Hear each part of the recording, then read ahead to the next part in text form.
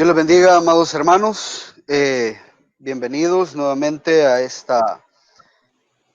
discipulado que estamos haciendo de los días de la última semana de Jesús, que es la semana más importante de todas. Vamos a estar viendo el día de hoy, el día viernes. Como se recuerda, hemos estado hablando acerca de cada uno de los días conforme han ido pasando y los acontecimientos o los sucesos que tomaron lugar en cada uno de estos días.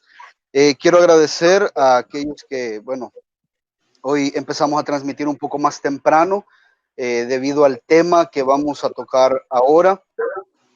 Esto no es una predicación tal cual, sino que estamos haciendo varios estudios y estamos tratando de profundizar lo más que podamos en algunos de los temas. Evidentemente no podemos profundizar en todos como quisiéramos, el tiempo es demasiado corto. Sin embargo, vamos a tratar de aprovechar el tiempo el día de hoy. Así es de que ayúdeme, vamos a orar y vamos a pedir la bendición del Señor para que podamos iniciar. Padre y buen Dios, te damos las gracias en esta noche, Señor, por permitirnos estudiar tu palabra a través de estos medios virtuales. Estamos, Señor, agradecidos por la obra que hiciste en la cruz del Calvario. Estamos agradecidos por tanto amor, el inmenso amor que demostraste.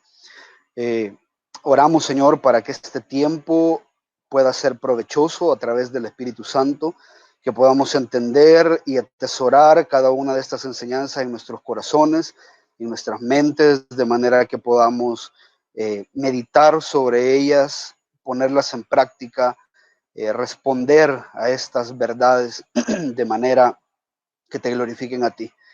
Gracias por mis hermanos que están siempre pendientes de aprender de la palabra. Oro por aquellos que se van a estar incorporando, por los que ya están en línea, para que tú, Señor, puedas glorificarte en sus vidas. Oro por sus necesidades, por sus problemas, por sus enfermedades, por sus miedos, por sus temores.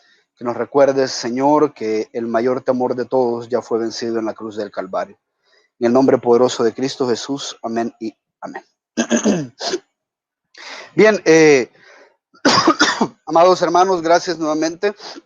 Solo para hacer una breve recapitulación de lo que estuvimos viendo el día de ayer. Ayer jueves hablábamos de que Jesús era el Cordero Pascual. Se celebra la Pascua de los judíos y de una manera perfecta, de una manera increíble, el Señor Jesús cumple con ser este Cordero de Dios que ha de quitar el pecado del mundo. Lo veíamos ayer cómo se cumplen estas profecías, cómo se cumplen estas fiestas que el Señor Jesús, que Dios había establecido desde el Antiguo Testamento y tiene un cumplimiento perfecto en Jesús. Entonces, decíamos que Jesús era el enviado de Dios para quitar el pecado del mundo. Él tenía que ser sacrificado como eran sacrificados los corderos. Durante la cena del Señor, como lo veíamos ayer, esto retomo algo del día de ayer, porque si usted se recuerda, el viernes habíamos hablado que el viernes para el judío comienza la noche del jueves. Entonces ayer no vimos todo. Quiero hacer un resumen bastante rápido de algunos acontecimientos que son bien importantes, pero como le decía, no podemos lastimosamente estudiarlo. Entonces, durante la cena del Señor, Satanás entra en uno de los discípulos, que es Judas, y este traiciona a Jesús. Jesús pasa una noche de intenso sufrimiento, de mucha agonía. Él sabía todo lo que estaba por ocurrir. Nos dice los evangelios que tres veces ora para que Dios le quite este sufrimiento, para que Dios aparte de él, o si puede pasar de él esta copa. Y las 3 veces que ora termina diciendo, pero no sea mi voluntad, sino la tuya. Y Dios, habiendo establecido su plan desde el principio, él guarda silencio y Jesús entiende que esta es la voluntad del Padre.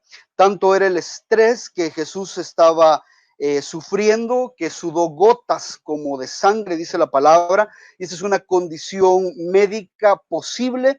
Dicen los doctores que es rara, pero es posible cuando una persona es sometida a altos niveles de estrés. Han sido pocas las personas que se han registrado con este tipo de situación, pero Jesús, dice la Escritura, que sus vasos capilares estallaron y empezó a salir sangre por sus poros.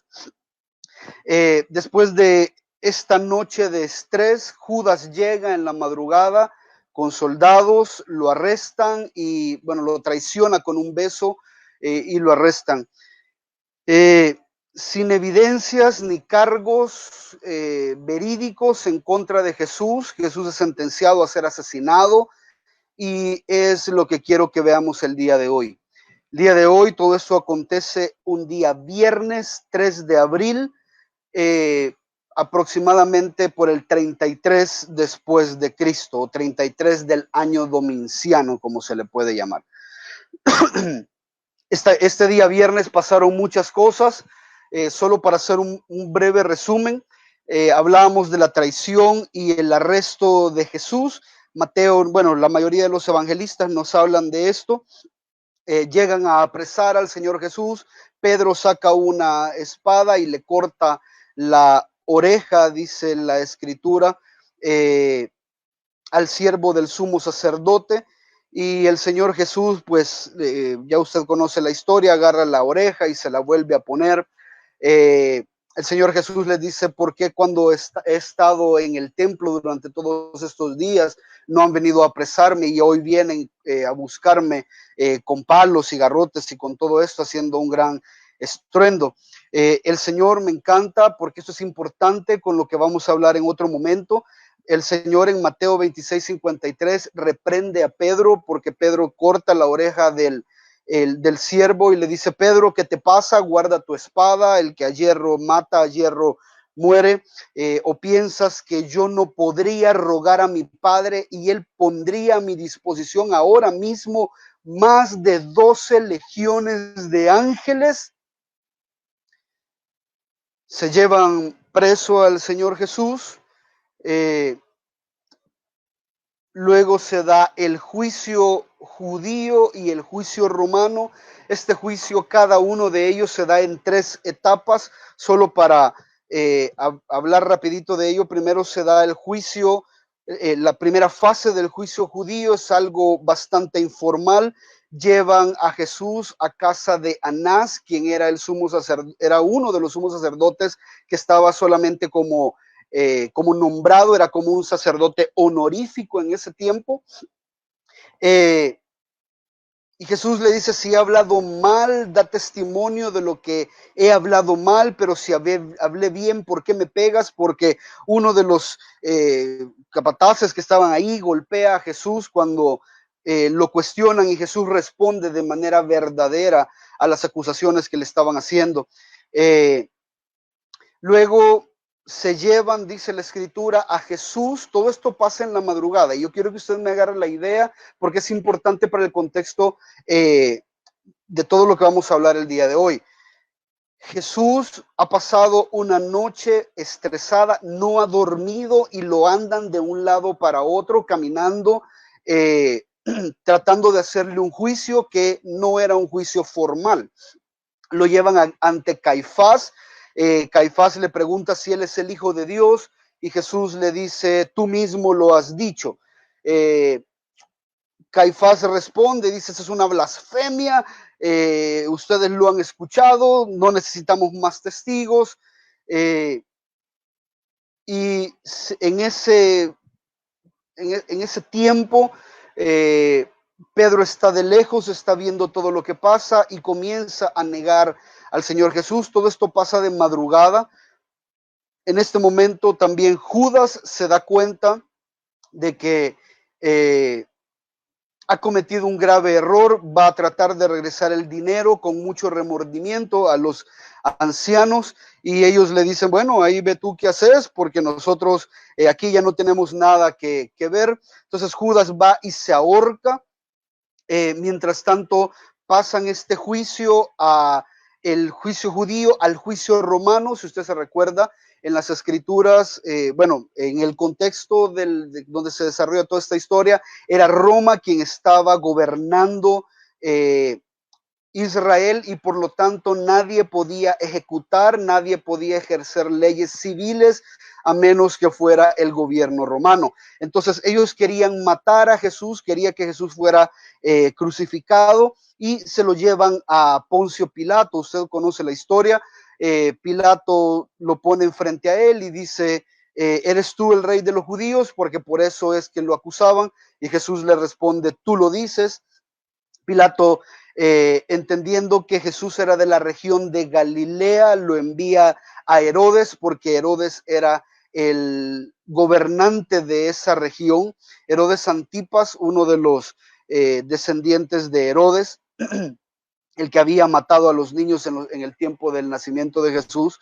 Y Herodes cuenta la historia bíblica, que Herodes tenía mucho tiempo de hace que quería ver a Jesús.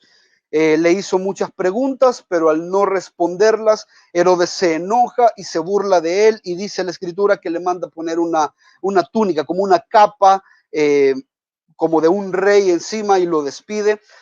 Lo mandan de regreso donde Poncio Pilato y Poncio Pilato da el veredicto final.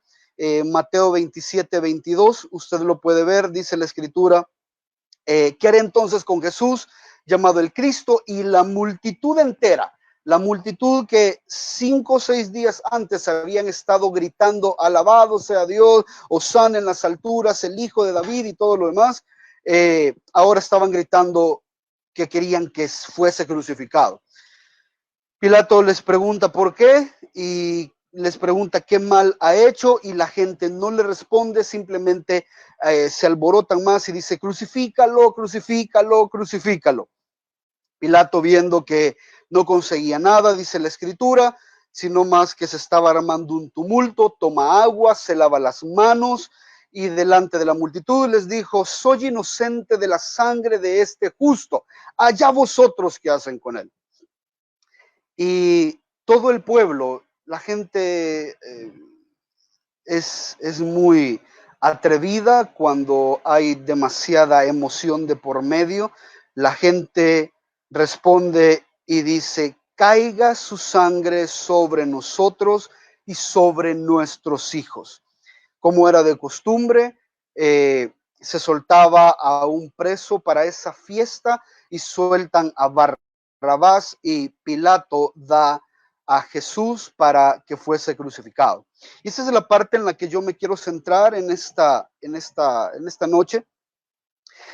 Hay dos cosas que yo quiero que usted vea. Hay dos abordajes que yo quiero hacer y por eso creo que es importante que utilicemos bien el tiempo y si usted ha tenido, si tiene por ahí un lapicero o algo, por favor vaya haciendo las preguntas y luego las podemos ir respondiendo. Hay dos abordajes que quiero hacer en esta noche y el primero es un abordaje narrativo y el otro es el abordaje significativo. En el abordaje narrativo, evidentemente, hay muchas cosas que nosotros no logramos comprender acerca de la pasión de Cristo y yo quisiera abonarle algunos detalles, darle un poco de matiz, un poco de color a la narrativa de la crucifixión que como nosotros nunca hemos visto una crucifixión, evidentemente no tenemos idea, nunca hemos visto a alguien ser azotado más que en las películas, por lo tanto no tenemos mucha idea con respecto al aspecto narrativo. Entonces vamos a ir por la narrativa y quiero irle abonando alguna información importante con respecto a esto. Y luego vamos a ver el aspecto significativo y el aspecto significativo tiene que ver con por qué sucedió todo esto. El aspecto narrativo es cómo sucedió y el aspecto significativo responde al por qué sucedió todo esto. El proceso previo a la crucifixión, como ya Pilato lo había dicho, que tenía que ser crucificado, el proceso previo a la crucifixión era ser azotado y luego crucificado. Antes de ser azotados, la ley romana decía, las leyes de los tiempos decía que tenían que recibir 40 azotes menos uno. Eso quiere decir que eran 39 azotes los que iban a darle al Señor Jesús. Las manos del Señor Jesús habrían sido encadenadas o amarradas por encima de su cabeza y los ponían en un tipo de pilar a lo alto. Esto si usted ha visto la película de La Pasión, hay algunos errores históricos y geográficos. No era como acurrucado, era estirado. El punto de que fuese estirado es que pudiesen golpear del cuello a la espalda y de la espalda a los tobillos. Se amarraba el cuerpo de la persona en un pilar y este pilar era en alto, de manera que el cuerpo quedara completamente a la vista, y habían 2 soldados romanos que golpeaban de un lado y de otro. Esta era una actividad de mucho cansancio para el que estaba azotando, de manera que se necesitaban 2. Y no solamente 2 para que no se cansaran, sino para que el cuerpo quedara completamente lacerado. Esa era la idea.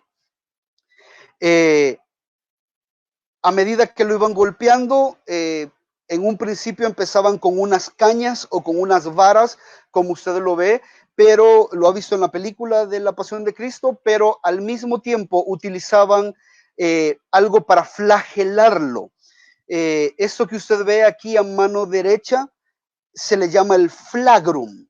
El flagrum, también conocido como gato de 9 colas, era este artefacto que tenía varias como correas de cuero, y a lo largo de cada correa habían bolas de acero amarradas, habían algunas veces vidrios y algunas veces algunos ganchos o huesos afilados, con el propósito que cuando golpeara a la víctima, la carne, las bolas de acero ablandaban la carne cuando la golpeaban, así como cuando usted ablanda la carne antes de asarla, así golpeaban la carne de la víctima, ablandaban la carne, y los ganchos, los vidrios y los huesos tenían el propósito de romper la carne que ya había sido ablandada. Cuentan algunos historiadores que esto era tan brutal, esto era tan increíblemente perverso y terrible, que algunas veces los ganchos, cuando entraban en la carne, jalaban piel, jalaban músculos, jalaban nervios, y algunas veces se pegaban en las costillas, y cuando pegaban el jalón, ahí se venían las costillas junto con el jalón que pegaban. Muchas personas no llegaban a la crucifixión, morían de la golpiza que les daban con esto. Era un acto increíblemente bárbaro, era un sufrimiento increíblemente doloroso. La gente realmente sufría, se desangraban realmente con todo esto que estaba pasando. Y la espalda de Jesús fue azotada, su cuerpo fue traumatizado, y luego la mayoría de los que sobrevivían eran obligados a cargar su cruz. La gente perdía tanta sangre en esto. Usted ha visto en la película de La Pasión de Cristo de Mel Gibson. Eso es cuento de niños a lo que realmente pasaba. Esto era algo atroz, era algo inhumano, literalmente. Los cuerpos perdían mucha sangre, entraban en estado de shock, y muchas veces, como le digo, morían ahí mismo y no lograban llegar a ser crucificados. A pesar de su joven edad y su buen estado de salud, el Señor estaba completamente desbastado. Una noche completa sin dormir, había caminado muchísimo, la ansiedad, el desvelo, la golpiza, eh, creemos que fue una de las razones por las cuales colapsó varias veces cargando la cruz y no pudo llevarla sola. Algunos doctores aseguran que el trauma ocasionado por eh, por este pedazo de madera que les hacían cargar, porque a diferencia de como lo hemos visto en las imágenes o en las películas, no cargaban la cruz, sino que cargaban la parte que va horizontal, que se llama el patíbulum. El patíbulum es la parte horizontal que ponen. Las cruces no eran como las conocemos hoy en día, sino que eran en forma de T. Entonces se ponía en la parte de arriba este patíbulum, y se cree que esta pieza pesaba alrededor de 100 libras, y era capaz de que si le caía encima a una persona con estos traumas en su cuerpo que ya había recibido, era capaz de perforarle un pulmón, era capaz de crearle una contusión, y algunas veces, dicen algunos expertos, que causaban ciertas heridas por dentro que podían hacer que el corazón se fuese debilitando, de manera que ya debido a la pérdida de sangre que tenía y los golpes que había recibido, el corazón estaba bombeando menos sangre y los pulmones se llenaban de dióxido de carbono, lo que hacía que la víctima respirara con mucha más dificultad. Ahí es donde usted ve que un hombre llamado Simón de Cirene, no por buena obra, sino porque fue seleccionado por un soldado romano, ayuda al Señor Jesús a cargar su cruz hasta el Gólgota. A medida que Jesús iba avanzando e iba caminando, lo iban golpeando, lo iban humillando, lo iban escupiendo e iban burlándose de él. Luego hablamos un poco acerca de la crucifixión. La Biblia da pocos detalles con respecto a la crucifixión en sí, solo dice que Jesús fue crucificado, pero no da detalles acerca de la crucifixión. Probablemente esto es porque la audiencia original ya sabía lo que era la crucifixión, y de hecho yo lo creo así. Cuando el apóstol Pablo va a predicar a los griegos acerca de la crucifixión, acerca de Jesús, el Dios que se hizo hombre y murió crucificado en una cruz, los griegos se burlaban de ello. Usted lo puede ver en 1 Corintios, que dice la escritura que la palabra de la cruz, el mensaje de la cruz, de que Cristo murió en la cruz, el Salvador murió en la cruz, es locura para los que se pierden. Esto era algo completamente inaudito. Nadie debía morir en una cruz, y el que moría en una cruz era visto como el peor de los criminales. Un Dios que moría en una cruz no podía ser un Dios que iba a salvar a su pueblo. Esa era la lógica de la gente de este tiempo. Entonces, creo yo que una de las razones por las cuales decidieron matar a Jesús en una cruz era para demostrar que ese Mesías era incapaz de salvar al pueblo. Uno de los grandes problemas que tenemos hoy en día es que tenemos muy poco conocimiento acerca de la crucifixión, y por lo tanto pasamos por alto realmente qué fue lo que pasó. Quiero dedicar unos momentos para explicar esto. Este método ponía en evidencia la barbarie y la atrocidad a la que el ser humano podía ser capaz de llegar. En un principio se cree que los persas inventaron este método, y el método era a través de empalar a la gente.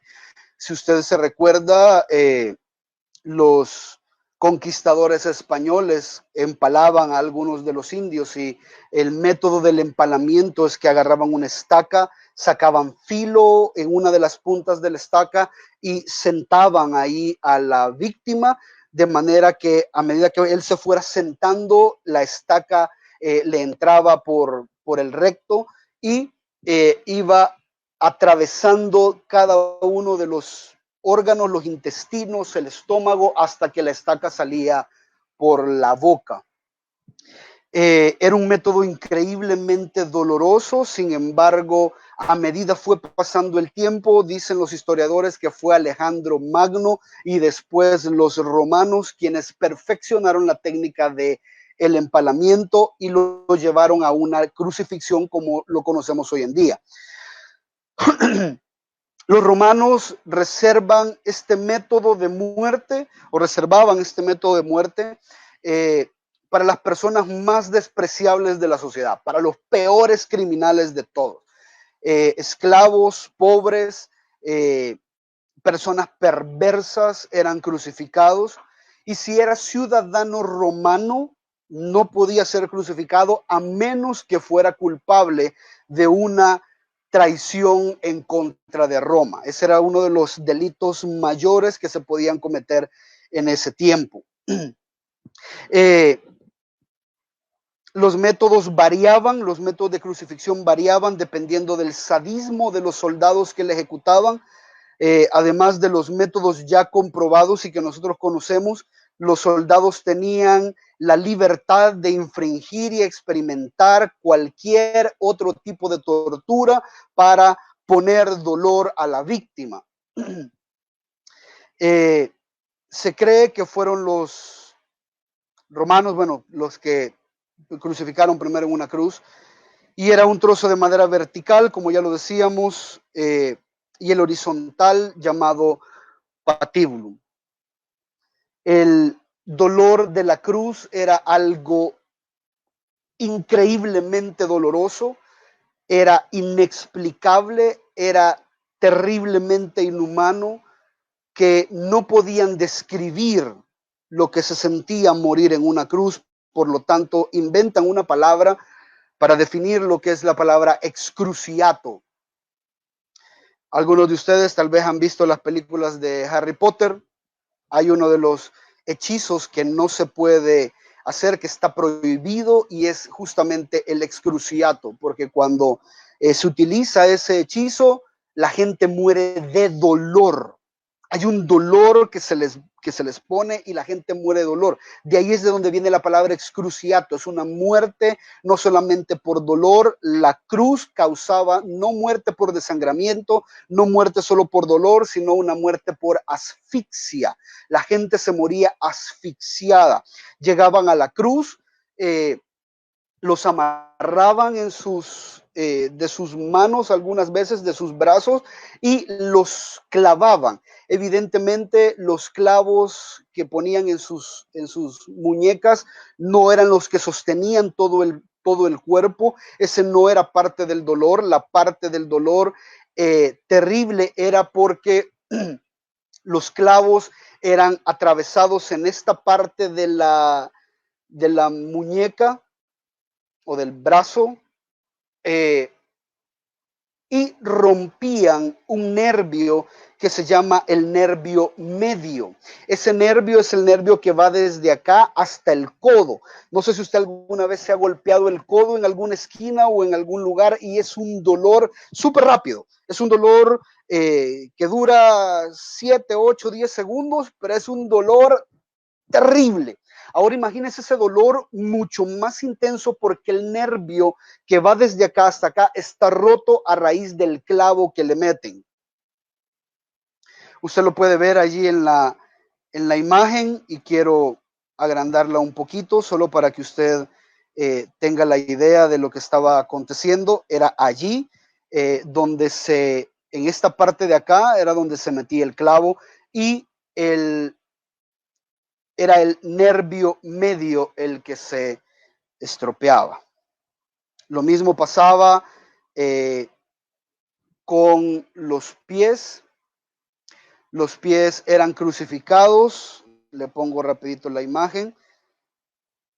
Los pies se atravesaba acá, Y acá, porque si usted ve, no sé si usted me logra ver, pero a esa altura donde era crucificado es donde empieza prácticamente el hueso del pie.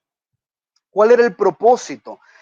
El propósito era que algunas veces cuando la gente era crucificada de esta manera, se les impedía respirar. La forma en la que estaban colgados les dificultaba cada vez más la respiración y por lo tanto la gente tenía que hacer un esfuerzo para que mientras estaban colgados con los pies clavados, ellos pudieran presionarse para arriba y agarrar una bocanada de aire.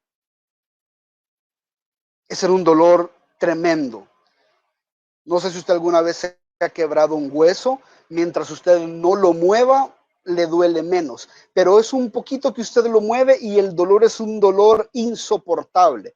Ahora imagínese huesos, el Señor Jesús no se le fue quebrado ningún hueso, pero en medio de los pies le meten el clavo con el que pudiese soportar el peso cuando él hiciera el esfuerzo por tomar aire y no morir tan rápido asfixiado.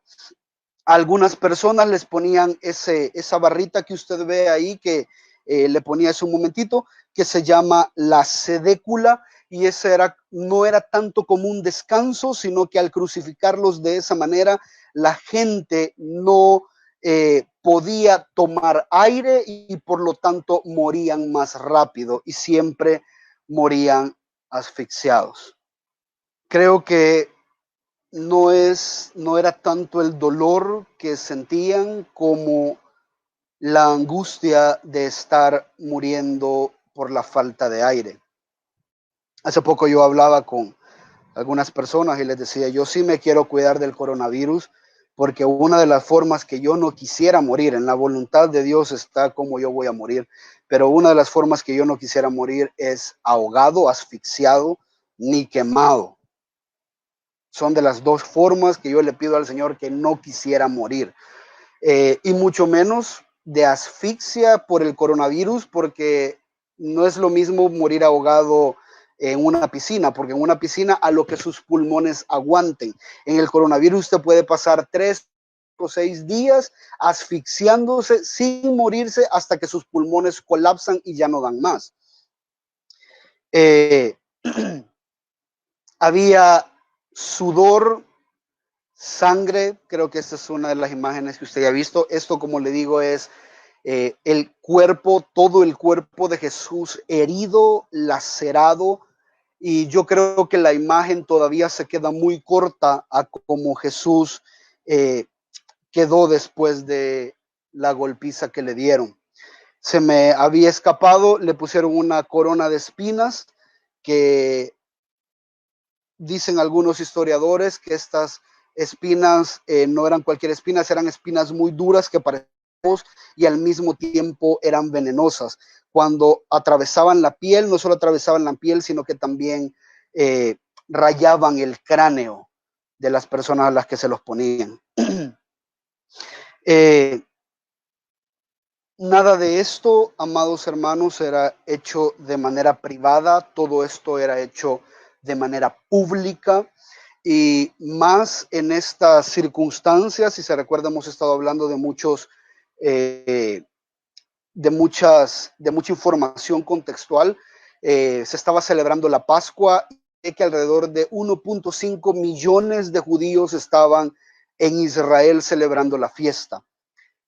Previo o durante la fiesta, ellos habían recibido como regalo, se creían merecedores de haber recibido a Barrabás, y ahora querían ir a ver cómo moría este criminal al cual llamaban Jesús.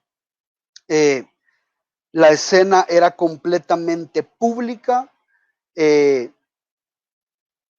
y era terrible. Había sudor, había sangre. La gente muchas veces, las víctimas muchas veces se orinaban y se defecaban en esos lugares. Algunos historiadores dicen que las cruces no eran tan altas, sino que se crucificaban al nivel de la vista de las personas para que usted pudiese llegar o los asistentes pudiesen llegar a ver a la cara al malhechor que estaba crucificado, escupirlo, orinarlo, burlarse de él, reírse de él, tirarle piedras aún siendo crucificado.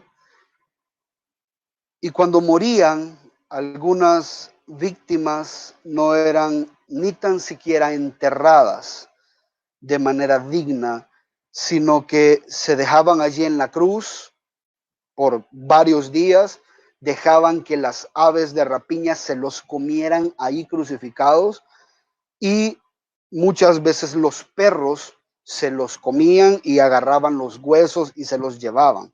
Esa era una escena terriblemente espantosa. La madera de la cruz era reutilizada, se consideraba más valiosa la madera. No crea que cuando Jesús fue crucificado en una cruz nueva. Mucha gente había muerto en esa cruz, posiblemente la cruz tenía residuos de heces, de orina, de sangre de otras personas, y ahí fue crucificado nuestro Señor. Algunos historiadores también cuentan que por muy terrible que fuera el delito de una mujer, no crucificaban mujeres, y si las crucificaban de cara a la cruz, porque nadie podía soportar ver la cara de sufrimiento de una mujer que estaba en agonía de dolor excruciato. Algunos cristianos fueron crucificados, Jesús no fue el único, Pedro entre ellos. Y morir en una cruz no solamente era algo degradante o denigrante en la cultura, sino que también para los judíos. Deuteronomio 21:22 dice que si un hombre ha cometido pecado digno de muerte y se le ha dado muerte y lo has colgado en un árbol, su cuerpo no colgará del árbol toda la noche, sino que ciertamente lo enterrarás el mismo día, pues el colgado es maldito de Dios. Nadie podía morir, y el que moría de esa manera era porque era maldito de Dios. Se puede decir, pastor, pero ¿cómo es que Dios maldijo a Jesús? Eso es justamente el significado de lo que queremos hablar ahora. Él llevó la maldición que a usted y a mí nos correspondía. Sigo en la narrativa dándole un poquito más de color. Para evitar la vergüenza, los artistas han pintado a Jesús crucificado con un manto cubriendo sus partes. Sin embargo, los historiadores cuentan que el propósito era humillar al crucificado, y por lo tanto los crucificados estaban desnudos en la cruz. Era un acto de humillación total, completa, terrible. Jesús no fue tratado con ninguna dignidad. De hecho, Jesús fue tratado no solo con el odio de los romanos, sino con el odio de los judíos también. Por lo tanto, no me cuesta creer que todo esto haya pasado con nuestro Señor. A este punto de estar crucificado, las víctimas, como ya le decía, hacían grandes esfuerzos por respirar. Sus cuerpos entraban en shock. Sus pulmones estaban colapsando, su corazón estaba colapsando, sus fuerzas estaban colapsando. Y a pesar de estar en esta condición, aún tuvo algunas fuerzas para decir algunas palabras. No vamos a estudiar todas las palabras que Jesús dijo. Sé que hay muchos estudios que se hacen para esta semana acerca de las 7 palabras que Jesús dijo en la cruz, que es muy interesante y muy enriquecedor, pero quiero irme a qué es lo que estaba pasando en todo esto? ¿Cuál es el significado de todo esto para nosotros? Y creo que esta es la parte importante que usted tiene que entender de lo que pasó un día viernes hace 2000 años. Y para eso quiero que vaya conmigo, por favor, a Lucas 23, 27. Ya le conté el contexto de cómo se daba a cabo todo esto. Y por favor, si usted tiene conmigo su Biblia, vaya a Lucas 23, 27. Es importante que usted tome en cuenta qué es lo que estaba pasando acá. Lucas 23, 27 nos deja la primera enseñanza de lo que quiero dejar en esta noche. Y póngame atención. ¿Qué estaba pasando? Primero, Dios había orquestado la muerte violenta y sangrienta de su Hijo para manifestar su santidad, su justicia y su ira en contra de los pecadores. Esa es la forma en la que Dios había orquestado. Sí, es cierto que los judíos crucificaron a Jesús, pero si usted lee Hechos capítulo 2, versículo 23, en el primer mensaje que Pedro da a la multitud, hablando del Señor Jesús, dice, entregado por el plan predeterminado y el previo conocimiento de Dios, clavasteis en una cruz por manos de impíos y le mataste. Este fue el plan de Dios. Este fue el plan de Dios, que Jesús sufriera. Tal vez lo que yo le he contado en los últimos 45 minutos sigue siendo un cuento de niños para el terror que la crucifixión realmente causaba. Y fue el plan predeterminado de Dios que Cristo viniera en un tiempo determinado para morir en manos de impíos en una cruz, después de haber sido azotado, golpeado, humillado, escupido, posiblemente apedreado, orinado y ensangrentado, violento. Fue una forma violenta, fue una forma atroz. Pero ¿qué es lo que estaba pasando? ¿Por qué Dios permite algo así? Porque Dios, repito, orquestó esta muerte de su Hijo desde antes de la fundación del mundo. Y no fue que Cristo vino obligado. El Padre, el Hijo y el Espíritu Santo son un mismo Dios.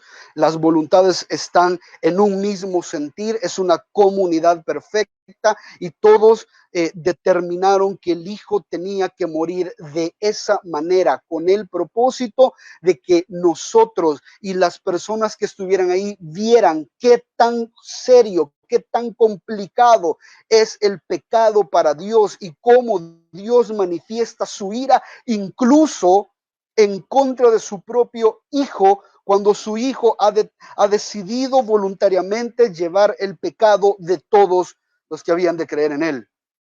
Lucas 23, 27 dice que le seguía una gran multitud del pueblo y de mujeres que lloraban y se lamentaban por él. Pero Jesús, volviéndose a ellas, les dijo: hijas de Jerusalén, no lloréis por mí.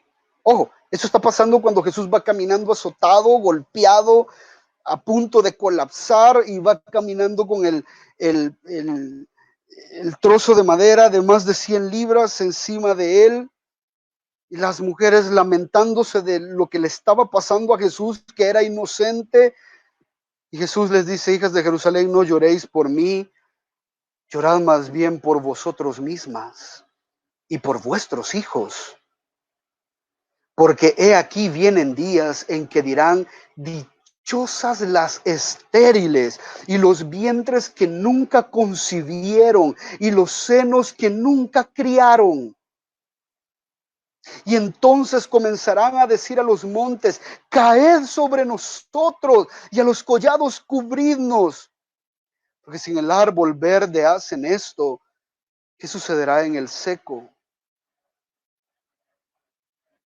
¿Sabe lo que estamos viendo acá?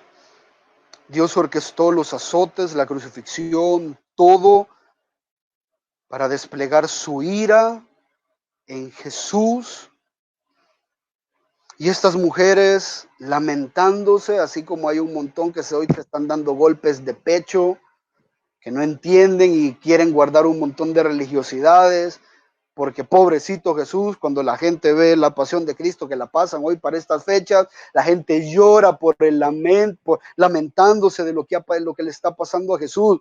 Esta gente dice Jesús que deberían de lamentarse por qué fue lo que puso a Jesús en esa condición. Y lo que puso a Jesús en esa condición fue su pecado y el mío. Les dicen, no lloren por mí, lloren por ustedes. Porque toda la humanidad entera está bajo la ira de Dios. Todos somos pecadores. Y llegarán días en que van a haber mujeres, les dice que van a ser bendecidas, van a desear nunca haber tenido hijos, porque van a ver la ira de Dios desatada. Ellos tuvieron una prueba de esto en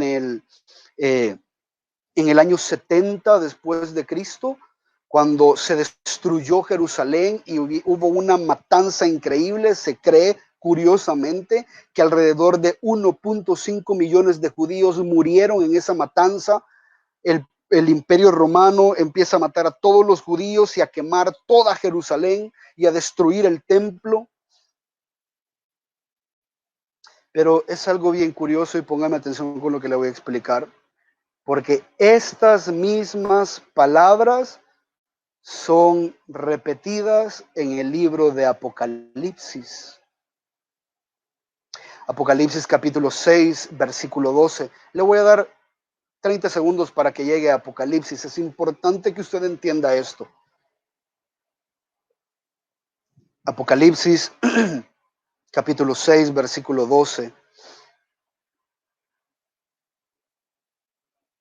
Es al final de los tiempos.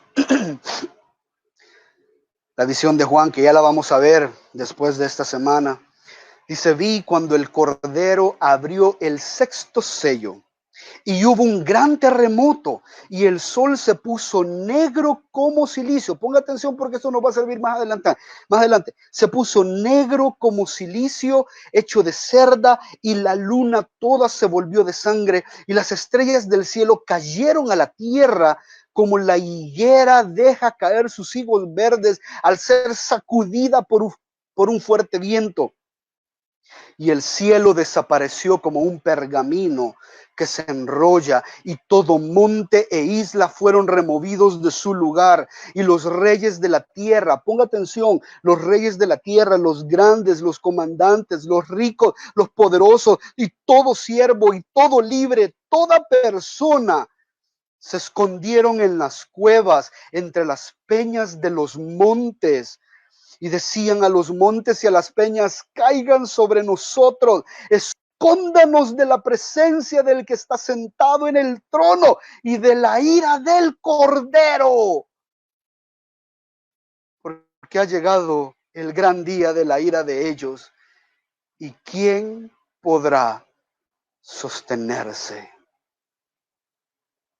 ¿Sabe lo que está repitiendo Jesús en el Apocalipsis? Lo mismo que le dijo a estas mujeres: lamentense ustedes que no están creyendo en la obra y en todo lo que está aconteciendo acá. No me tengan lástima, crean en que yo soy el Mesías. No sientan culpa por mí, sientan culpa por ustedes. Lamentense ustedes, lo que les viene es terrible y quiero darles la muestra de qué es lo que viene. Yo voy a recibir la ira de Dios por ustedes, pero si ustedes no entran dentro del pacto y no creen en mí, esa ira luego va a venir completa, total y de manera directa sobre ustedes. Tanta va a ser la ira que ustedes van a huir a los montes, van a huir a las cuevas y van a desear que todas esas cuevas esos montes caigan encima de ustedes con tal de no verle el rostro al Cordero. Porque está encendido en ira. Está listo para juzgar.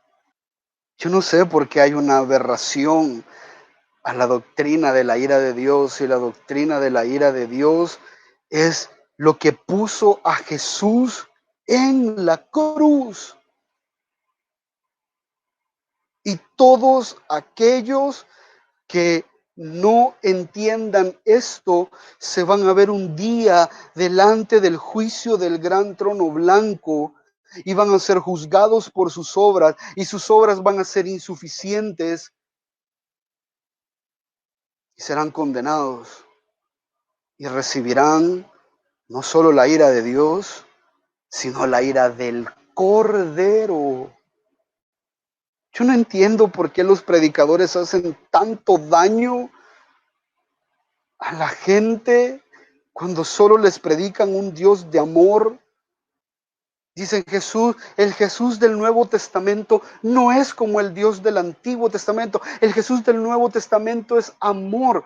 Hermano, ¿no has leído el Apocalipsis? Te recuerdo que el Apocalipsis es un libro del Nuevo Testamento también. Y dice que cuando el sexto sello se rompa, la ira del Cordero, la ira de Jesús va a ser revelada ante todos aquellos que son impíos. Y la gente va a querer huir, porque nadie, dice el versículo 17 de Apocalipsis 6, entenderán que ha llegado el gran día de la ira de ellos. ¿Y quién podrá sostenerse? Esta es una pregunta retórica, porque evidentemente nadie puede sostenerse delante de la ira del Cordero. Creo que ese es el primer mensaje. Ver la forma violenta en la que Dios descargó su ira con Jesucristo nos debe hacer a nosotros entender que si usted no está en Cristo de manera genuina, la ira de Dios está sobre usted. Dice la Escritura que la ira de Dios está sobre el impío todos los días. Y la muestra de lo que pasa con la ira de Dios es lo que pasó con Jesús en la cruz. Eso hablando de una manera material, terrenal, temporal, acá. Ya no hablemos de lo que puede hacer Él con su alma, que el mismo Señor Jesús dice que es capaz de mandarla al infierno. La cruz es la mejor imagen de que usted vea cuánto ofende su pecado a Dios. Que usted vea cuánto ofende esa pequeña mentira, que usted vea cuánto ofende ese poco de pornografía que tiene en su celular, que usted vea cuánto ofende ese dinero que no es suyo, que usted se ha quedado, que usted vea cuánto ofende incluso cuando usted le dice a sus hijos, mañana te voy a llevar a tal lugar y usted no los lleva y usted es un mentiroso, porque por estos pecados Cristo murió de esta manera tan brutal y tan violenta, para que usted entienda que la ira de Dios, por mínimo que el pecado sea, no es un juego. Segundo, perdón, tengo que decir si están conmigo porque ya llevamos 1 hora y falta un poquito más de tiempo. Segundo, los que crucificaron a Jesús representan la maldad y perversión que existe en la humanidad entera. Esto es lo segundo que quiero sacar de lo que pasó en este viernes. Lucas 23, 34, si usted va conmigo y lo lee, dice Lucas 23, 34, que Jesús decía, Padre, perdónalos, porque no saben lo que hacen. Y echaron suertes y repartieron entre sí sus vestidos, como la profecía lo había dicho. Y el pueblo estaba allí mirando. Y aún, ojo, aquí hay 3 grupos de personas, que los 3 grupos de personas representan, repito, a toda la humanidad. Si usted hubiese estado viendo esto, en este momento usted hubiese sido uno de estos. Y dice, aún los gobernantes se mofaban de él, diciendo, a otros salvó, que se salve a sí mismo, si este es el Cristo de Dios, su escogido. Fíjense, los gobernantes y los soldados Se burlaban de él, acercándose y ofreciéndole vinagre y diciéndole: si tú eres el rey de los judíos, sálvate a ti mismo. Y había también una inscripción sobre él que decía: este es el rey de los judíos, en una forma burlesca, pero era real, era verdad lo que estaba diciendo. Y uno de los malhechores que estaban colgados ahí, fíjese, los gobernantes, los soldados e incluso uno de los malhechores que estaba ahí le lanzaba insultos y le decía: ¿no eres tú el Cristo? Sálvate a ti mismo y a nosotros. Y el otro le contesta y le reprende diciéndole: ¿ni siquiera temes tú a Dios a pesar de que estás bajo la misma condena? Nosotros, a la verdad, justamente porque recibimos lo que merecemos por nuestros hechos, pero este nada malo ha hecho. Me encanta esto de que Jesús está haciendo su labor, todavía no ha sido consagrado como el sacerdote, sino hasta que entra con la ofrenda, pero él es el sacerdote por excelencia, el sumo sacerdote por excelencia, y está intercediendo por sus verdugos. Le está diciendo al Padre que ellos actúan en un tipo de ignorancia. Y el apóstol Pablo dice de que si ellos hubiesen sabido quién era, no lo hubiesen matado. Y Jesús orando por ellos, y ellos burlándose de Jesús. Jesús intercediendo por ellos y ellos insultándolo. ¿Y sabe cuál era la burla? Que Jesús era incapaz de salvarse a sí mismo. ¿Cómo es posible que Él quiere salvar a su pueblo y no se puede salvar a Él mismo?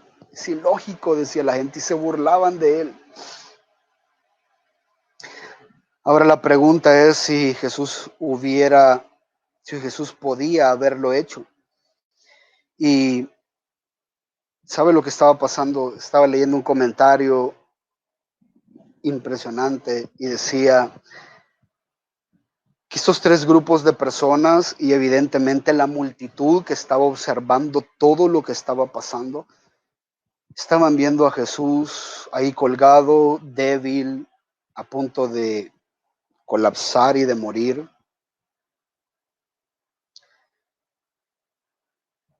Pero hace un par de horas atrás, Jesús mismo le había dicho a Pedro: Pedro, ¿tú crees que yo necesito protección de parte de los hombres? Si yo quisiera, Pedro, en este momento pido al Padre y el Padre manda a mi disposición legiones de ángeles. Una legión se cree que una legión eran 6,000 ángeles.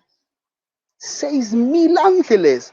Y el Señor Jesús les: ¿no crees que me puede mandar 12 legiones de ángeles? ¿Y sabe qué es lo curioso de todo esto?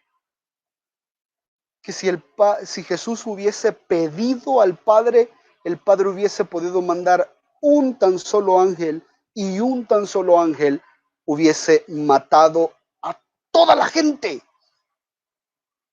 No hubiese podido haber fuerza de ejército romano que hubiese podido contener la furia, la ira de un ángel queriendo rescatar a Jesús de ese dolor y de ese sufrimiento. La palabra dice en el Salmo 91: Él dará órdenes a sus ángeles acerca de ti para que te guarden en todos tus caminos. Y en sus manos te llevarán para que tu pie no tropiece en piedra. Un tan solo ángel. Y usted lo puede leer en el Apocalipsis, y ya lo leíamos la vez pasada. Creo que son 4 ángeles los que salen por toda la tierra y matan a una tercera parte de toda la población. ¿Usted cree que un tan solo ángel hubiese sido, la hubiera visto difícil? Y además de eso, no era necesario un ángel. Jesús es el Dios que hace las cosas de la nada. Jesús habla y la luz existe de la nada. Hubiese bastado con que Jesús dijera una palabra y la tierra entera hubiese desaparecido. Sin duda él podía, pero ¿sabe? No debía. ¿Sabe por qué no debía? Porque si él se salvaba a sí mismo, usted y yo estuviésemos recibiendo la ira de Dios en este momento y por toda la eternidad. Pero Jesús es el Mesías del pacto. Y Dios no invalida pactos. Dios no es hombre ni hijo de hombre para que mienta ni tampoco se arrepienta. Él prometió que enviaría a un Mesías y que la serpiente lo heriría en el calcañal y él le aplastaría la cabeza. Eso es lo que estaba pasando acá. Si Jesús hubiese destruido la tierra en ese momento, usted y yo hoy mismo estuviéramos rechinando y crujiendo nuestros dientes en el infierno. No habría otro método de salvación. No existe otro método de salvación. ¿Y sabe qué es lo peor de todo? Póngame atención. ¿Sabe qué es lo peor de todo? Ellos no sabían quién era Jesús. Pero usted y yo sí. Usted y yo sí lo sabemos. Y nosotros, a pesar de conocerlo, a pesar de entender lo que pasó, a pesar de que estamos reunidos aquí en este lugar de manera virtual, nos seguimos burlando de su santidad. Nos seguimos burlando de su ira, nos seguimos burlando de sus juicios. La gente no teme a Dios. La gente cree que es un juego, que estamos bajo la ira de Dios. Que si no fuera por la misericordia de Cristo, que decide morir por usted y por mí en la cruz, estaríamos fritos. Pero la gente hoy está frustrada, no por no poderse reunir, sino porque no pueden ir a la playa. Eso les frustra. Cristianos frustrados porque no tienen salud, frustrados porque no tienen dinero, frustrados porque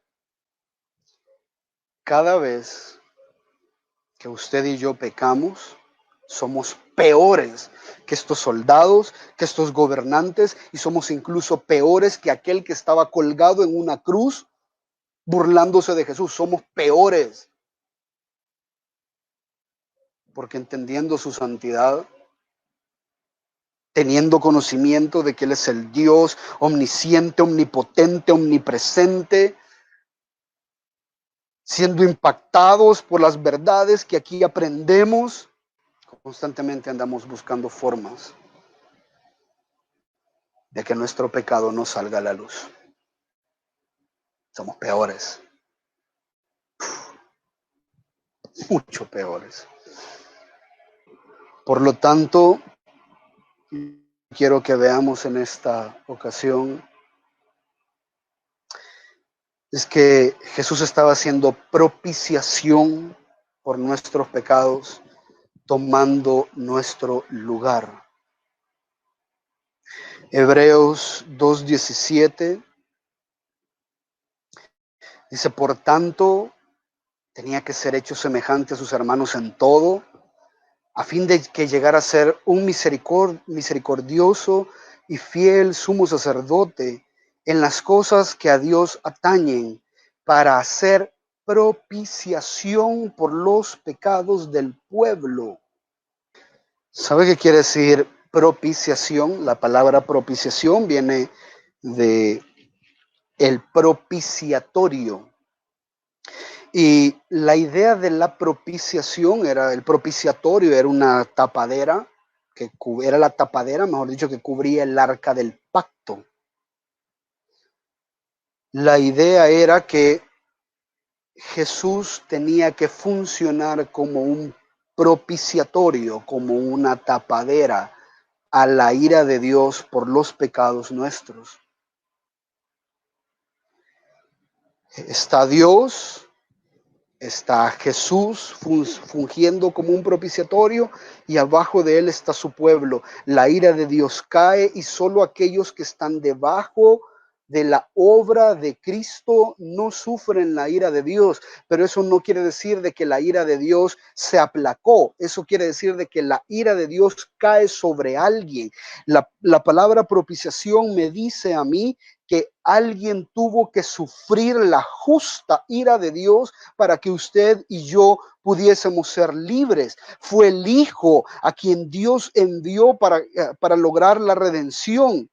Y este, amados hermanos, era un plan eterno de Dios. Dios lo diseñó desde antes de la fundación del mundo, que Jesús iba a tomar el lugar de aquellos que Dios en su soberana voluntad habría de salvar. Esta ira que usted está viendo acá, le correspondía a usted y a mí recibirla. Usted y yo somos culpables, no somos inocentes. La palabra de Dios dice que a través de la cruz de Cristo usted y yo somos declarados justos. Pero eso no quiere decir que usted sea inocente. Usted es culpable completamente de cada uno de los pecados que usted ha cometido. Pero Cristo dice, yo no tengo ningún pecado, yo no le debo nada a nadie, yo soy completa y enteramente inocente y por lo tanto quiero tomar el lugar que a ellos les corresponde tomar. Yo he llevado una vida justa, una vida perfecta, la que ellos fueron incapaces de llevar. Yo he llevado una vida recta y estoy dispuesto a llevar sobre mí el cargo, el pago, el juicio por los pecados de todos ellos. Esto tenía que hacerse así. Era la única forma en que la ira de Dios justa no cayera sobre nosotros. Alguien que no debía nada, alguien con una vida pura, alguien con una vida perfecta, tenía que pagar todo lo que nosotros debíamos. Todo. Y aquí es donde viene la parte curiosa, porque si usted hubiese ido a la cruz no hubiese sido suficiente para ganar el cielo. Usted hubiese sufrido lo mismo que Jesús sufrió. Usted hubiese sido crucificado en la cruz y haber orado y pedir perdón al Padre por todos esos que lo estaban crucificando y hacer exactamente lo mismo que sufrió Jesús. Usted muere y despierta en el infierno. Y Dios sigue siendo justo, porque Él tiene el derecho de crucificarlo a usted por sus pecados y mandar su alma al infierno por sus pecados. Tiene todo el derecho de hacerlo. Y Él es justo, y Él es perfecto, y es santo si Él determina hacerlo así. Pero Jesús, en su humillación, abandona el trono, la convivencia de su Padre de manera directa, la gloria y la majestuosidad que sus ángeles alababan, y se hace hombre y se humilla con ese propósito en específico de poder un día, después de haber vivido una vida perfecta, no deberle nada al Padre, sino pagar nuestros pecados en esa cruz. Ese es el significado de todo lo que ha pasado. Y por último, Jesús nos da el mayor ejemplo de fe y confianza en el Padre y en sus propósitos. Juan 19:28, perdón. Dice: después de esto, sabiendo Jesús que todo se había ya consumado. Póngame atención, hermano. Esto es clave. Si usted quiere ser un buen cristiano, tiene que ver lo que Jesús vivió en esa cruz. Y dice que después de esto, después de todo lo que estaba pasando, Cristo estaba crucificado y sabiendo Jesús que todo se había ya consumado para que se cumpliera la escritura, dijo, tengo sed. Y había allí una vasija llena de vinagre. Colocaron pues una esponja empapada del vinagre en una rama de hisopo. Se la acercaron a la boca. Y entonces Jesús, cuando hubo tomado el vinagre, dijo, consumado es. ¿Sabe la enseñanza que nos deja esta porción de la escritura? Que Dios cumple su propósito. Hace un par de días, los sacerdotes estaban planeando matarlo después de la Pascua, pero Dios ya había determinado qué día iba a morir, cómo iba a morir y por qué iba a morir. Y Cristo crucificado ve, sabe, entiende que todo lo que ha pasado es parte de la consumación de los planes de Dios. Y cuando estaba ahí crucificado, él grita en griego, tetelestai. Esa es la palabra en griego, tetelestai. Y esta palabra, tetelestai, es una forma en el griego para decir que la obra está completada. La palabra telios, ¿se recuerda del telios? Perfecto, pero perfecto no porque no haya ningún error, sino porque cumple el propósito por el cual fue diseñado. Es importante cuando Jesús grita esta palabra porque está diciendo el propósito, el objetivo, el significado del por qué yo vine a este mundo y viví una vida perfecta durante 33 años. La razón de abandonar los cielos, la razón de encarnarse, la razón de sufrir todo esto, está aquí, está en este momento y la obra mi Padre la ha completado, consumado es. Su vida, no es que su vida se ha terminado, su misión ha sido cumplida. Tuvo a toda una religión en contra de él, maquinando matarlo una y otra vez. Tuvo enemigos, pero no murió hasta que el Padre determinó que muriera. Creo que esto es importante porque Jesús nos muestra que nosotros tenemos que tener confianza en los propósitos y en los tiempos de Dios. Los propósitos y los tiempos de Dios son perfectos. Dios nos ha dado el Señor una promesa en Filipenses capítulo 1, versículo 6, que dice que todo aquel que ha completado, el que ha empezado la obra, la ha de terminar, la ha de hacer perfecta, la ha de hacer completa. Así como Jesús en su tiempo completó la obra y dijo, ya no hay nada más que hacer. Ya no hay nada más que agregar. La misión está cumplida. Jesús nos muestra que el Padre es digno de nuestra paciencia,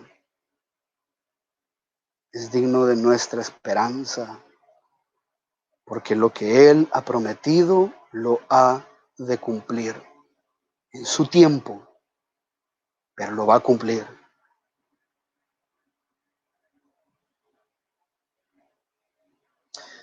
Y otro evangelista nos dice, el evangelista Juan, el evangelista nos dice que las últimas palabras de Jesús fue consumado es, tetelestai.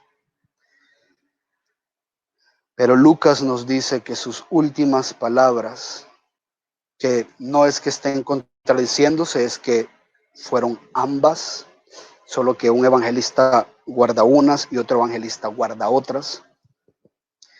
Pero creo que Jesús dice tetelestai y era ya como la hora sexta, cuando descendieron tinieblas sobre toda la tierra. Esto es bien curioso. porque algunos comentaristas dicen que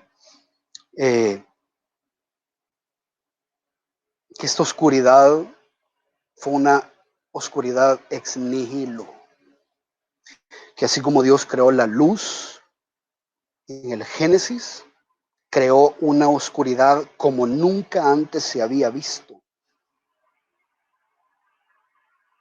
Se eclipsó el sol, pero no es que hubo un eclipse, dicen algunos comentaristas que fue algo sobrenatural.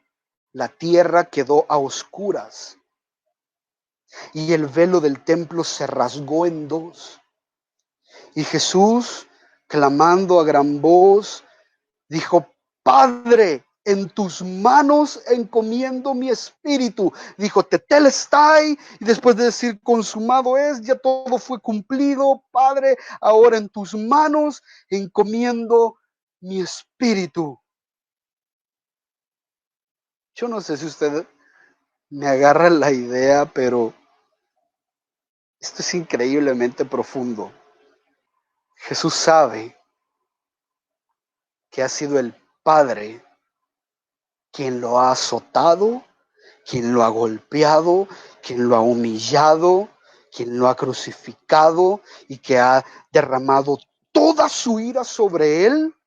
Y ahora el Hijo tiene la confianza de decirle: Padre, en tus manos entrego mi espíritu. Creo que esta es la forma más impresionante, más gloriosa y más maravillosa de mostrar que usted tiene fe en los propósitos de Dios. Eso es parecido a lo que Job dice: aunque él me matare, yo en él esperaré.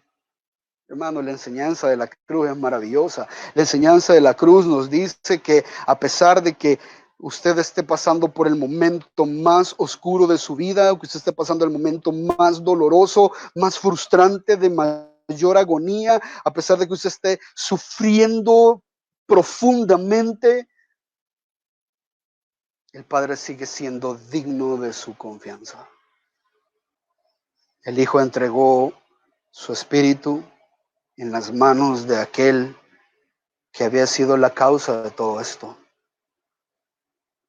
¿Sabe por qué lo entrega? Porque así se glorifica al Padre. Así se glorifica a Dios. Y mira el resultado. Esto se llama testimonio. Este es un verdadero testimonio de fe. A mí, yo tengo mis reservas, y se lo he dicho muchas veces, tengo mis reservas de aquella gente que, yo tengo un testimonio: Dios me sanó, Dios me dio un milagro, Dios me dio aquí, Dios me dio allá. Que bueno, si Dios te lo dio, gloria a Dios, no me voy a meter en eso, pero los mejores y más impresionantes testimonios son aquellos que cuando Dios está a punto de matarte, tú sigues confiando en Él. Cuando Dios está a punto de quitarte la vida, sigues confiando en Él. Cuando Dios está a punto de quitarte tu negocio, sigues confiando en Él. Cuando Dios está a punto de quitarte un ser querido, sigues confiando en Él. Cuando Dios está a punto de quitarte tu matrimonio, sigues confiando en Él. Jesús hizo muchos milagros. ¿Cuántos se convirtieron? Pocos. Pero mire qué inmediato es este testimonio. Cuando el centurión vio, versículo 47, lo que había sucedido, glorificaba a Dios, diciendo: ciertamente este hombre era inocente. Y cuando todas las multitudes que se habían reunido para presenciar este espectáculo, al observar lo que había acontecido, se volvieron a sus casas golpeándose el pecho. El mejor testimonio, nos dice la cruz, que no es alabar a Dios por los milagros. El mejor, sí, alábelo, gloria a Dios por eso. Pero el mejor testimonio que nosotros podemos dar es entender que aunque no tengamos nada, aunque estemos pasando por nuestros días más oscuros, así como Jesús lo hizo con el Padre, nosotros también tenemos que hacerlo. Él tomó nuestro lugar, muriendo por nosotros, para que nosotros, teniendo vida, la vivamos para Él. Este es el cristianismo. El cristianismo no tiene el propósito de crear comunidades o de crear creyentes afanados por sus trabajos, aferrados a estas vidas, con ídolos, con prácticas, con personas que no satisfacen ni nunca van a satisfacer las demandas de un corazón que está acostumbrado y anhelando a tener algo eterno. Cristo murió para darnos a entender que esta vida no lo es todo. Cristo murió para que con su vida en esta tierra pudiésemos usted y yo tener una vida eterna. Y Romanos 5:7 dice que esta obra fue por nosotros. A duras penas habrá alguien que muera por un justo, aunque tal vez alguno se atreva a morir por el bueno. Dice, a puras penas alguien va a morir por alguien que es buena gente.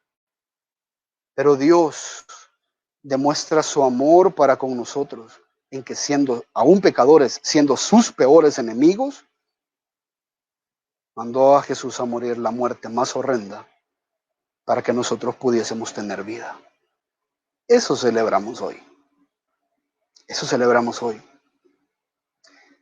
Y lo alabamos nosotros, y lo glorificamos y anhelamos que algún día podamos estar junto con Él, delante de Él.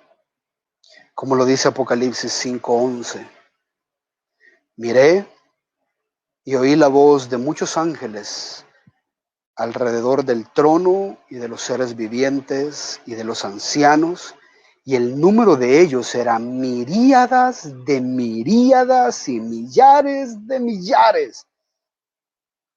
Y estos decían a gran voz: el Cordero que fue inmolado digno es de recibir el poder, las riquezas, la sabiduría, la fortaleza, el honor, la gloria y la alabanza.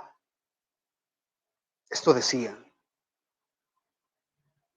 Y eso es lo que usted y yo vamos a estar haciendo allá cuando lleguemos al cielo.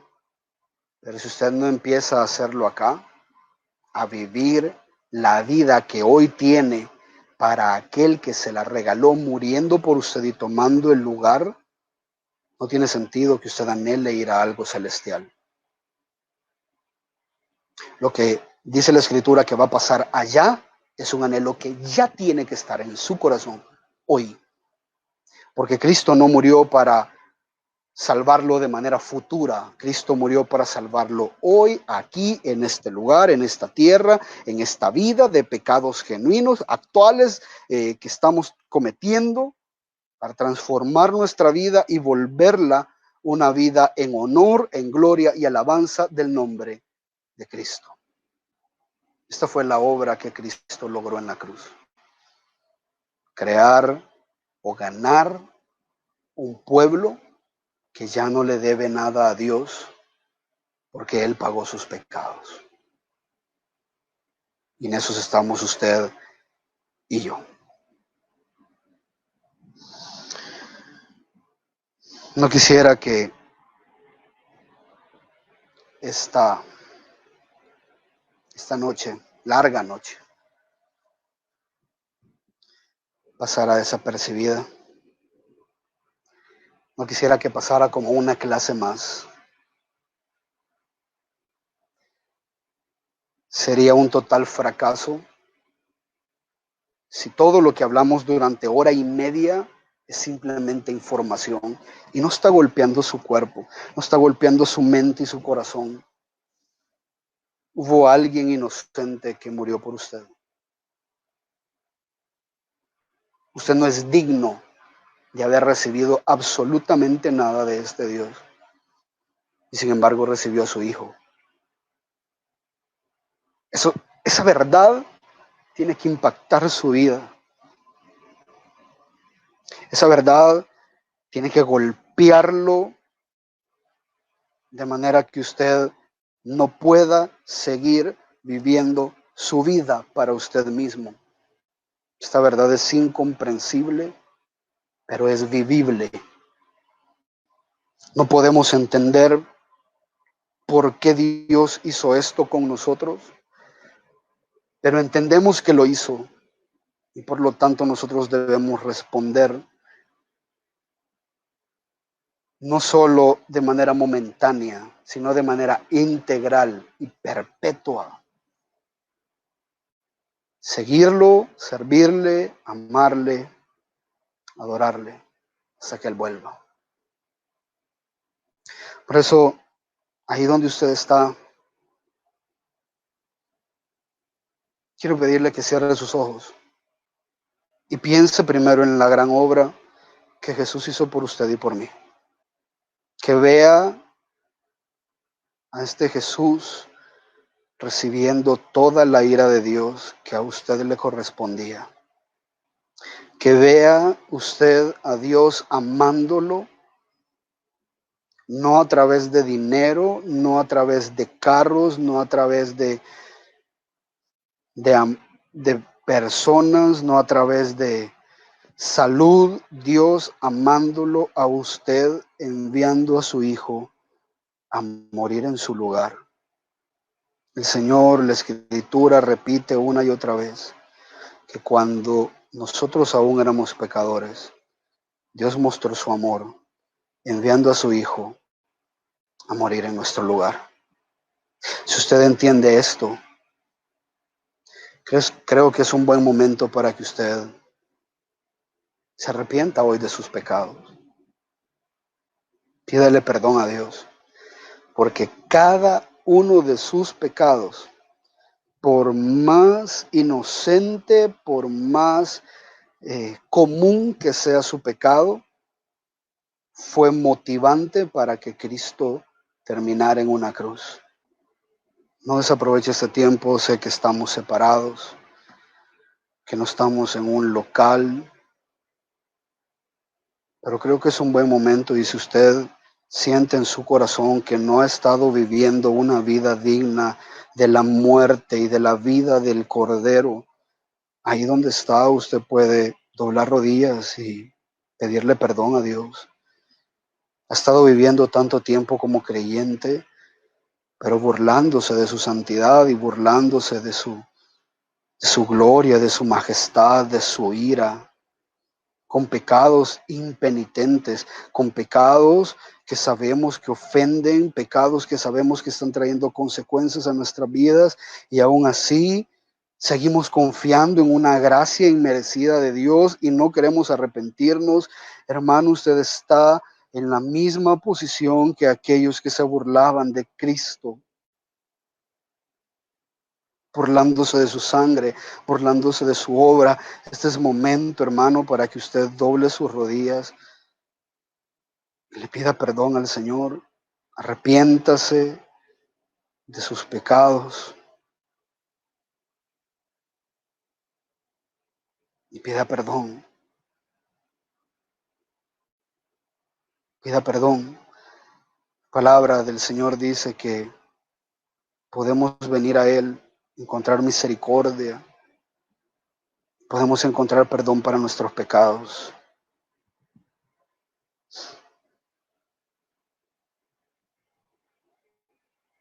Y si ya le pidió perdón,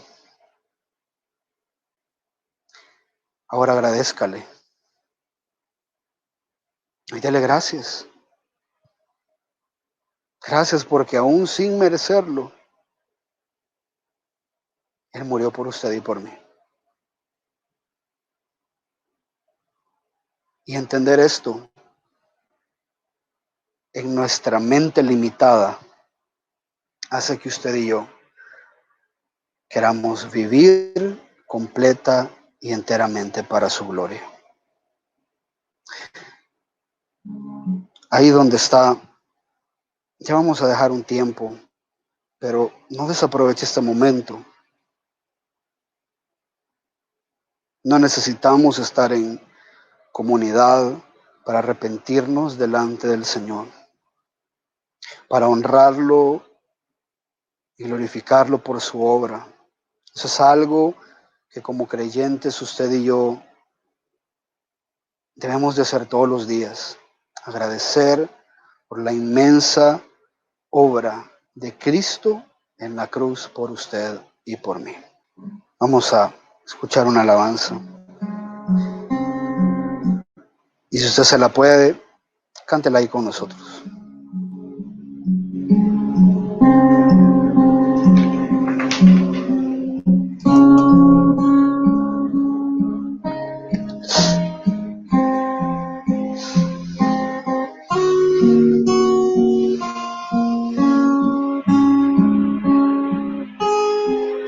¿Cómo puede ser que el bueno y justo se hizo hombre y fuera a morir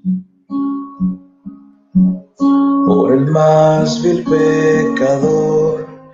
Como siendo yo su enemigo, el sufrimiento en mi lugar tomó en aquella cruz y cargó mi maldad sobre él.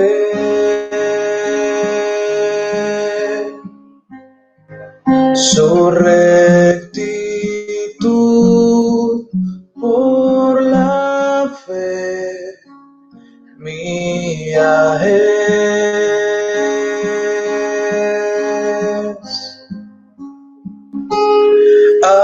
Aleluya, glorioso intercambio, oh cuán gran misterio, que por gracia salvo soy. Aleluya, gloria sea a Cristo, por su sacrificio, declarado justo soy en él.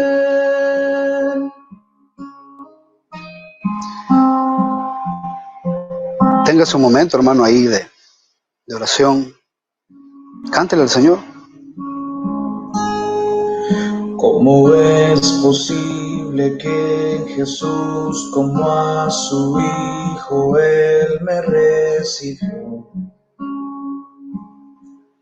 Y su nombre llevo hoy, su perfecta vida de obediencia al Padre, al yo creer, Él me otorgó y perdón me dio, pues cargó mi maldad sobre él.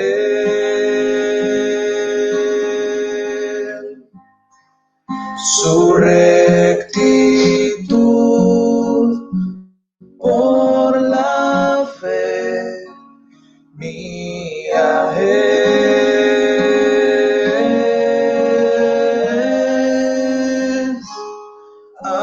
Aleluya, glorioso intercambio, oh cuán gran misterio, que por gracia salvo soy.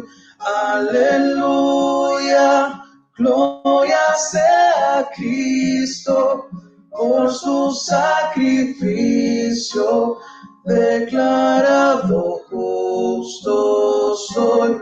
Aleluya, glorioso intercambio, oh cuán gran misterio, que por gracia salvo soy.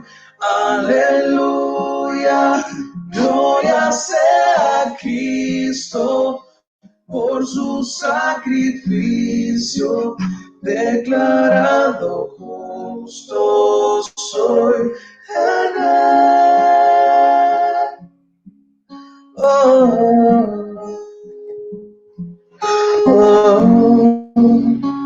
Declarado justo soy en él. Gracias, Padre, por esta maravillosa obra que hiciste al enviar a tu Hijo. Permítenos vivir lo más dignamente posible en respuesta a esa obra, impagable, invaluable, incalculable en amor. Gracias por tanto y tanto amor. En el nombre poderoso de Jesús. Amén y amén.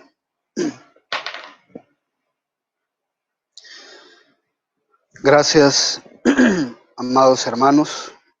El servicio de hoy pues era un poco más largo. Agradezco a Byron que ha estado ahí ya casi por 2 horas. Sin embargo, creo que es importante no pasar por alto, a pesar de que no nos hemos podido reunir, no pasar por alto la importancia de la muerte de nuestro Señor Jesucristo.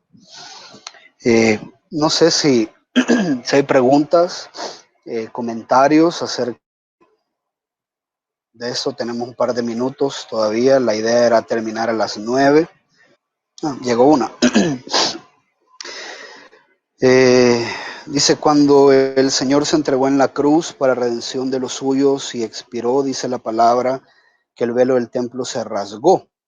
Yo entiendo que uno de sus simbolismos es que ya no habría necesidad de un sumo sacerdote entrando en el templo para interceder por los pecados, y por ende queda desvirtuada la idea de hombres intercediendo por otros para salvación o salvándose a sí mismo. ¿Es correcto?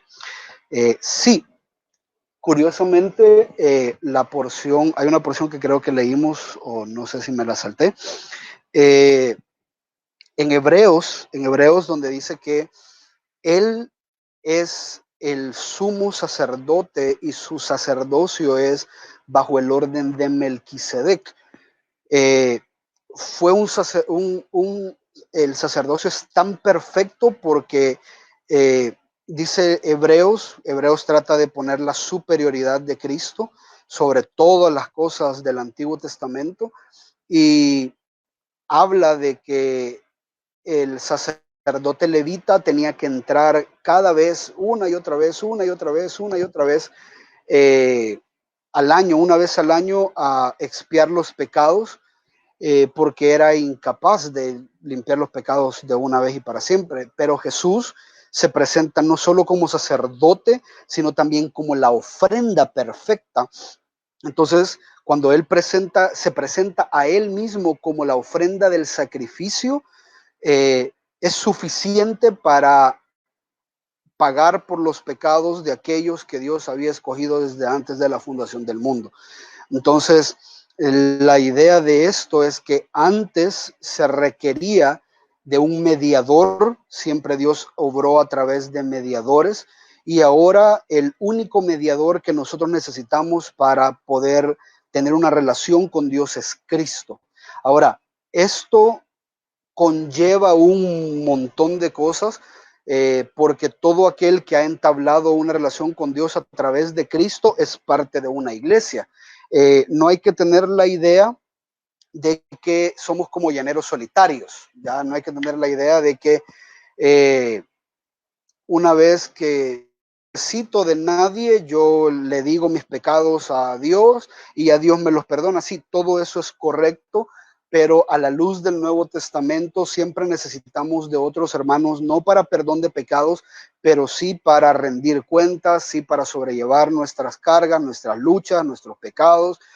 Tenemos que ser parte de una iglesia. Usted lo puede ver, por ejemplo, en Corinto. En la iglesia de Corinto dice que la iglesia estaba dividida, y estaban los que eran de Pablo, decían, yo soy de Pablo, yo soy de Apolos, yo soy de Cefas, y había un grupo que era súper especial, y ese dice, y yo soy de Cristo. Estos que decían yo soy de Cristo eran los peores de todos, porque ellos no reconocían un liderazgo humano, no reconocían un liderazgo eclesiástico. Entonces ellos decían de que ellos no necesitaban de un liderazgo, que ellos tenían su propia relación con Dios. Eso es cierto en cierta forma, pero la misma escritura nos manda que si nosotros somos parte de una iglesia, somos salvos por el cuerpo de Cristo, somos parte de una iglesia, somos miembros de una iglesia, y como lo veíamos hace poco en lo de la Santa Cena, la iglesia tiene una estructura, la iglesia está liderada por ancianos, por hombres capaces, de buen testimonio, llenos de sabiduría, que están sabiendo cómo guiar al pueblo cada día más en el crecimiento y en el conocimiento de Dios. Entonces hay que tener mucho cuidado con esto de que ya no necesitamos de hombres. Si bien es cierto, ya no necesitamos de hombres, sino del hombre que Dios mandó, que es Cristo, para relacionarnos con Él, para llevar una vida piadosa y una vida cristiana y una vida conforme a la Escritura. Necesitamos de todo el paquete que incluye el cristianismo, que es la iglesia, con sus oficiales, con sus diáconos, con sus hermanos y con todas las prácticas que la iglesia desarrolla. No podemos decir, bueno, yo soy cristiano y yo no me congrego, ¿verdad? Porque yo no creo en los pastores. Complicado que no crea en los pastores, busque uno en el que ande de a mí no me gusta andar de iglesia en iglesia. ¿Cómo no? Dedíquese por favor a buscar iglesia, dedíquese por favor a encontrar una, y cuando ya la encuentra, no la va a encontrar perfecta, pero encuentra una iglesia donde honre la palabra de Dios, donde Dios sea alabado, donde la santidad sea perseguida, y quédese ahí. Ya no va a ser perfecta, pero si ya la encontró, quédese ahí. Ya, porque no podemos ser llaneros solitarios en la vida cristiana. Entonces hay que tener un poco de cuidado con esto. Pero sí, la idea es de que con Cristo es el único mediador entre Dios y los hombres. Espero haber respondido su pregunta, muy buena pregunta. Dice, mi mami pregunta si los que estaban crucificados a la par de Jesús estaban amarrados o clavados, y si murieron antes o después de Jesús. No sé, no la escritura creo que no, al menos que yo haya leído, quiero ver, no me recuerdo si la escritura registra algo de eso. Creo que estaban crucificados de la misma manera que Jesús. Sucede algo, creería yo que, bueno, podemos deducir que los ladrones murieron después de Jesús, porque a ellos les quebraron los huesos, dice que les quebraban las piernas para que ellos ya no pudieran empujarse para arriba y seguir respirando. Entonces les quebraban las piernas, las pantorrillas o las chimpinillas, no sé cómo se llama, les quebraban eso para que ellos ya no pudieran agarrar más aire y se murieran más rápido. Dice la escritura que los soldados romanos se las quebraron, y cuando llegaron a Jesús para quebrárselas, no se las quebraron porque vieron que ya estaba muerto. Entonces podríamos deducir que Jesús muere antes, ya, y los otros después. Pero solo es una deducción. Ahí se cumple la profecía, dice la escritura, que no se iba a quebrar, no iba a quebrarse ni un hueso en Jesús. A los otros se los quiebran, a él no, y a él lo que le hacen es que le meten una lanza en el costado, que le atraviesa los pulmones y le llega al corazón, y sale agua y sangre al mismo tiempo. Muestra de que ya estaba muerto. Ya, entonces, por ahí.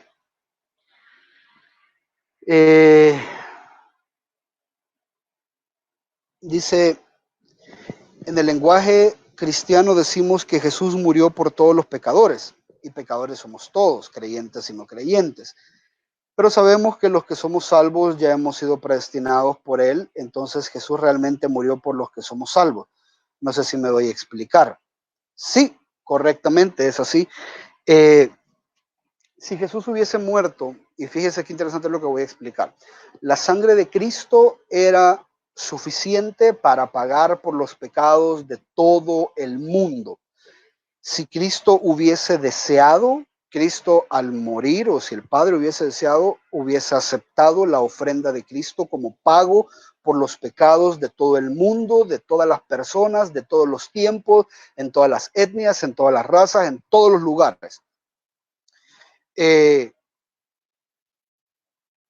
pero cuando Jesús muere, muere para pagar los pecados de aquellos por los que él había venido a morir, que Juan lo deja bien claro y dice que son sus ovejas. Las ovejas oyen mi voz y me siguen, y les dice a los fariseos, ustedes no entienden porque no son mis ovejas, ustedes no oyen mi voz porque no son mis ovejas, ustedes no están destinados a ser salvos. A esta doctrina se le llama la doctrina de la expiación limitada, y esto quiere decir de que la sangre de Cristo, pudiendo haber pagado los pecados de todo el mundo de todos los tiempos, pagó por el pecado solamente de sus escogidos. Y esto tiene mucho sentido porque si el pecado fue pagado por completo, Dios ya no tiene por qué mandar gente al infierno. Si Jesús pagó por los pecados de todo el mundo, Dios fuese un Dios injusto cobrándole a Cristo o poniendo el pecado de todo el mundo sobre Cristo y aún mandando al infierno a un montón de gente. Entonces, Dios estaría cobrando el pecado de manera doble, en Cristo y en los pecadores que manda al infierno. Entonces, eso no puede ser. La muerte de Cristo es una muerte efectiva y no posible. Algunos creen que cuando Cristo muere hace posible la salvación. Es como que Cristo abre una puerta y está desde adentro de la puerta diciendo a la gente, vengan, vengan a mí, por favor, yo ya pagué por ustedes. Y la gente dice, no, no queremos ir. Hay que nos lo cobren a nosotros también. Eso no puede ser, y ustedes lo pueden ver en algunas de las parábolas. La parábola de la fiesta de las bodas, por ejemplo, dice que se hace una gran fiesta y Dios manda, el dueño de la fiesta manda a llamar a los invitados y los invitados no quieren venir. Entonces viene el Señor y dice, agarralos que vayas encontrando y forzalos a entrar. Forzalos a entrar. Entonces es prácticamente lo que pasa con nosotros. Nosotros los creyentes son creyentes porque ya Cristo pagó por sus pecados, y estos, la escritura lo dice en Efesios, lo dice en Romanos, que son los que Dios desde antes de la fundación del mundo ya había escogido para salvación. Entonces, Dios no es injusto. Dios manda a morir a Cristo por los pecados de aquellos que él ya tenía escritos en el libro de la vida, y los demás van a ser juzgados por sus obras. Ya, entonces, evidentemente, con las obras siempre quedamos cortos. Necesitamos de Cristo. Ahora, nosotros no sabemos quiénes son los que ya el Padre ha escogido, por lo tanto, nuestra labor es predicarle a la gente como que si todos fuesen escogidos. Ya sabemos de que por ahí hay personas que Dios ha escogido y no han escuchado el evangelio, y nosotros tenemos que predicárselo. Pastor, yo ya le prediqué a uno y este no quiere, entonces a lo mejor no he escogido. Usted no sabe si todavía tiene vida, sígale predicando, porque en el tiempo que Dios ha establecido, Dios lo va a traer a su salvación. Y prueba de esto, que los pecados ya fueron pagados por completo y de manera total y absoluta, es que Dios a los que salva los hace perseverar. Esa es una de las doctrinas en la que nosotros creemos. Si Dios te salvó y te salvó de manera genuina, te va a hacer perseverar en el evangelio, independientemente vengan sufrimientos, catástrofes, enfermedades, lo que sea que venga, Dios nos hace perseverar. ¿Por qué? Porque tu pecado ya fue pagado por la sangre de Cristo, y él no puede perder a alguien por quien ya se pagó. La escritura dice, todos los que el Padre me da vendrán a mí y yo no perderé ninguno. Ya, entonces, por ahí. No sé si hay alguien más. Aquí en el programa me sale que hay más mensajes abajo, pero no sé. Bien, hermanos, ya es tarde. El servicio fue largo. Bueno, no, ni tan largo, es como un servicio normal de la iglesia, 2 horas. Solo que 2 horas escuchando la palabra. Espero haya sido de mucha edificación para ustedes, y que Dios en su misericordia pues nos haga entender la labor que Él ha hecho en nuestras vidas. Es una labor inmerecida, es una obra maravillosa. Y el entendimiento de esta obra nos tiene que llevar a un anhelo cada día por perfeccionar nuestras vidas. Y cuando hablo de perfeccionar, estoy usando la misma palabra telios, de telestai, que hablábamos hace un ratito. Cumplir nuestro propósito en esta vida. Si Dios te ha salvado con un propósito. Y ese propósito es glorificar a Dios en nuestra vida. Entonces,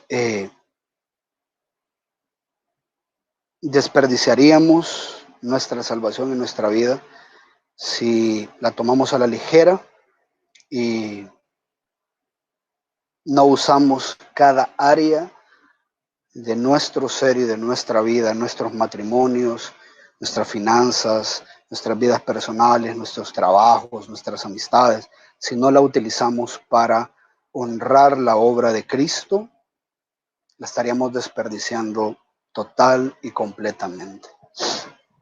Entonces, gracias, hermanos, por su tiempo. Creo que hay una pregunta, dice, solo rápido. Vale, la voy a contestar rápido. Dice mi mami, si Dios es injusto al no salvar a los no escogidos. No, no es injusto porque todos merecemos el infierno. Nadie merece gracia, todos merecemos el infierno. Dios es justo mandándonos a todos al infierno, pero es misericordioso salvando a los que Él escogió. Entonces, a los que Él escoge les muestra gracia y misericordia, y a los que no escoge les muestra su justicia, la cual ya merecen por ser pecadores. Si hay algún pecador que no quiere enfrentar la justicia de Dios, entonces tiene dos opciones. Una, que reconozca a Cristo, que viva para Cristo, que reconozca la obra de Cristo. Y dos, que no peque nunca más, ¿ya? Y pida perdón por sus pecados y de aquí en adelante vive una vida perfecta. Tal vez ya Dios no lo culpa por sus pecados pasados, tal vez, aunque no creo, pero la Escritura dice que todos estamos muertos en nuestros delitos y pecados, y Dios en su gracia y misericordia nos da vida para que la vivamos para Él. Entonces, Dios no es injusto porque a los que manda al infierno es porque se lo merecen. Allá va a abrir Él los libros y va a decir a los que va a condenar las razones por las cuales los manda al infierno. Injusto fuera que hayan personas bien portadas, que hayan personas perfectas, que hayan personas limpias, justas, rectas, y terminen en el infierno. Pero como de esos justos y rectos no hay, la Biblia dice que no hay justo ni aun uno, entonces todos somos merecedores del infierno hasta que Cristo en su gracia nos salva.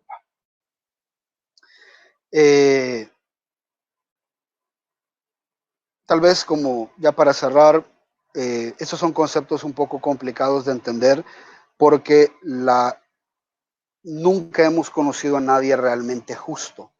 Entonces, la justicia para nosotros es bastante limitada. Ya creemos en un tipo de justicia según los seres humanos practican la justicia, pero no hemos conocido a alguien puramente justo. Y esa persona justa, puramente justa, es Dios, y se nos es bien difícil entender la justicia de Dios. Pero la palabra en Romanos 9 dice, aunque nosotros no entendemos cómo esto funciona, la palabra en Romanos 9 dice, hablando de cómo Dios escoge, en Romanos 8 y 9, al final dice, ¿es injusto Dios? De ninguna manera. No hay injusticia en Dios. Después de que explica la elección, dice, ¿es injusto Dios porque escoge a unos y no a otros? De ninguna manera. Pero Pablo tampoco se detiene a explicar por qué Dios no es injusto. Entonces, no entendemos por qué Dios escoge a unos y no a otros. Creemos que es solamente por su gracia. Y no escoger a unos, la Biblia dice que no hace que Dios sea injusto. Entonces, a pesar que yo no lo entienda, tengo que creer lo que la Escritura dice. Nuestra hermana Fabi dice, hey Fabi, qué bueno que estás por aquí. Dice, ¿En base a qué elige Dios? Bueno, la escritura es una pregunta interesante porque la escritura dice que no hay absolutamente nada que Dios vea en nosotros como bueno o como beneficioso para escogernos. Él nos escoge por el puro afecto de su voluntad, dice, por el puro afecto, solo porque Él quiso. ¿Y qué tipo de personas son las que Dios escoge? La escritura dice que lo más vil y menospreciado escoge Dios.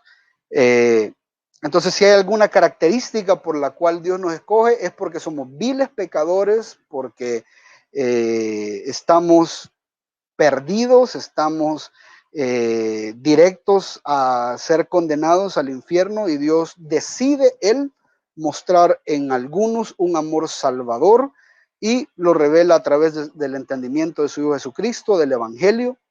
Nos salva para su gloria y alabanza. Eso es lo que dice la Escritura. No hay nada, no puede decir que Dios me salvó a mí porque en algún momento vio que yo iba a ser un predicador, o que Dios salvó a tal hermano porque vio que iba a convencer bien rápido a la gente, o Dios salvó a aquel hermano porque tenía una empresa y con esta empresa le iba a dar trabajo a los hermanos de determinada iglesia. Dios no escoge por eso. Dios escoge por el simple y puro afecto de su voluntad a los que Él quiere. Es el misterio de la sabiduría de Dios. Y de nuevo, lo único que Él vio en nosotros fue que estábamos llenos de pecado.